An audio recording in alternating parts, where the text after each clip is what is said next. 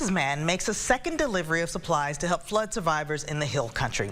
East Texas News Weekend's Bob Hallmark has more on J-STAR Ministries' continuing effort. Having witnessed the images of the flood-ravaged area of Kerrville, Patrick Johnson, founder of J-STAR Ministries, made his second supply run to the area. I saw some new areas that were hit,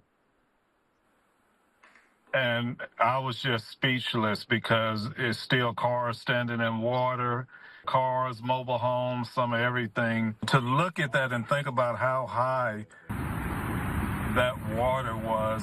Over the years, he's traveled to devastated areas of the country to provide necessities of food, water, medicine, and moral support to people affected. The needs are changing, and but you know, the needs are still great. I put an updated list on my page that I received from down here. Again, it's just simply trying to remain in constant contact with the people, to not take them what I think or anybody else thinks they want, but take them what they need. Rubber boots, gloves, shovels, power tools. This supply run, Johnson carried a truck and trailer with supplies that he saw firsthand were needed, much of it donated by East Texans who came forward after the flood.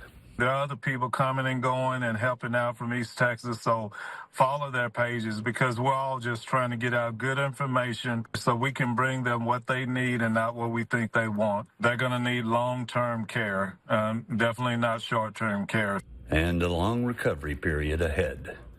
Bob Hallmark, East Texas News Weekend. Johnson says he plans to do another supply run to Kerrville July 27th. If you're looking to help flood victims, our parent company, Gray Media, is partnering with the Salvation Army. You can see the QR code on your screen and use that to donate to Together for Texas relief efforts. You can also go to togetherfortx.com if you want to make a donation.